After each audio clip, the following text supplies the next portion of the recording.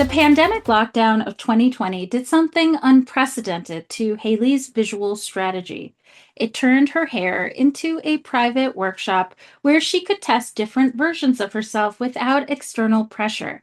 And that's exactly why I'm naming this segment the Liberation Laboratory, which runs from 2020 to the present day.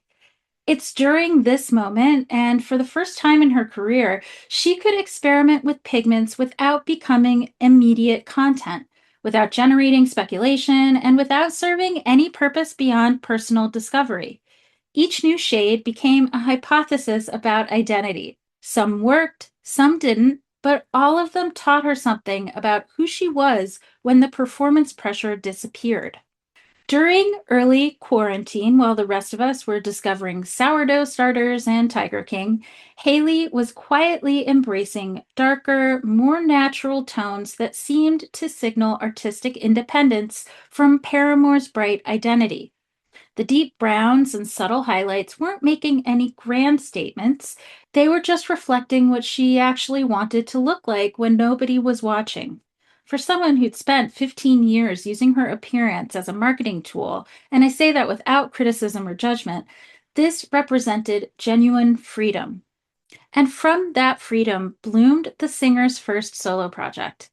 Petals for Armor dropped in May 2020, and the aesthetic choices surrounding that release told a completely different story than anything we'd seen before. The album cover featured her in natural lighting with those darker, earthier tones, looking polar opposite from the platinum blonde rock star who headlined arenas during the After Laughter tour. The music matched the visual authenticity. Petals for Armor was hugely experimental, incorporating dark synths with acoustic vulnerability and production choices that belonged more in an art gallery than a rock club.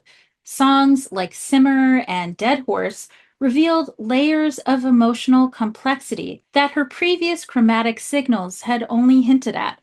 She'd spent years training fans to expect evolution through visual cues, but this time the internal transformation had come first. What made this period particularly fascinating was how it demonstrated the difference between performing change and actually changing. Haley's previous eras had been about managing public perception through appearance, but this Liberation Laboratory was about using visual choices to explore personal identity. The natural tones weren't announcing anything to fans, they were helping her figure out who she wanted to be. By late 2020, as Flowers for Vases was taking shape, something interesting started happening. The more comfortable she became with this authentic self expression, the more adventurous her palette became again. And this time, the vibrant pigments weren't serving strategic purposes, they were reflecting creative confidence. She'd learned the difference between changing for an audience and changing for artistic fulfillment. Flowers for Vases in February 2021 represented peak Liberation Laboratory thinking. The album was raw, intimate, and sonically brave in ways that felt completely unfiltered. Her appearance during this period reflected that same fearlessness. Sometimes natural, sometimes experimental, always authentic to whatever creative phase she was exploring. She'd broken the psychological connection between visual transformation and career strategy, freeing herself to make choices based purely on artistic instinct. The business implications were equally revolutionary. Good Die Young continued expanding through this period, but the messaging evolved from transform like a rock star to transform for yourself. The brand started attracting a different demographic, people using chromatic change for personal empowerment rather than social performance.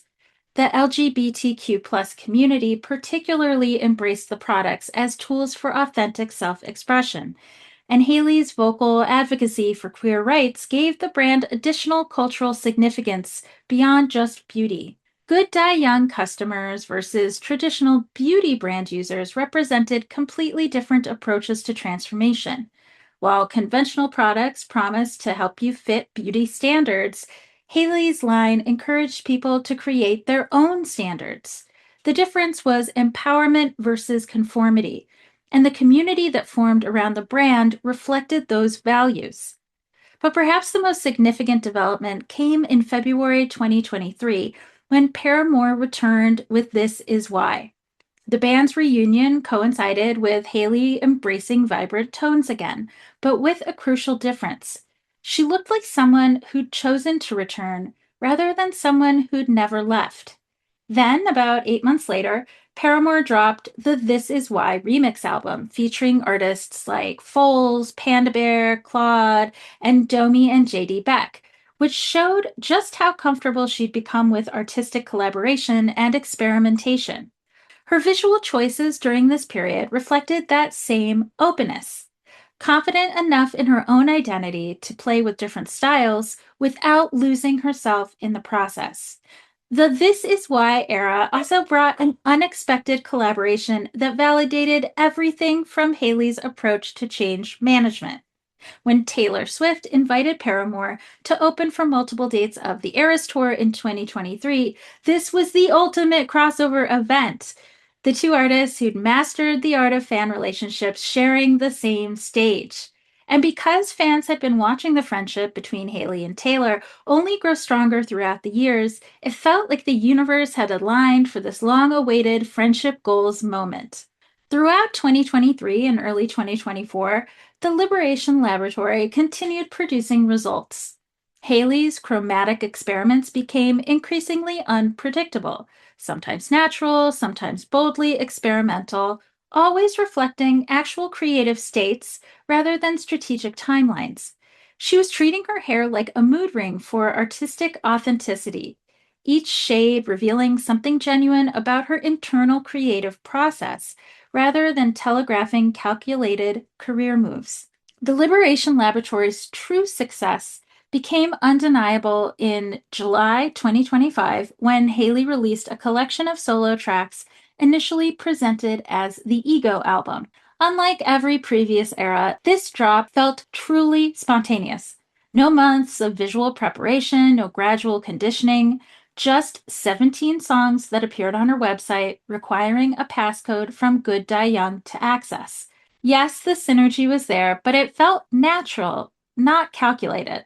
The release strategy represented everything this artistic freedom had taught her.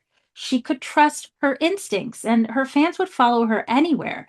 And she didn't need elaborate digital marketing campaigns to generate excitement. The music was strong enough to stand on its own, and her relationship with her audience was secure enough to handle surprise releases.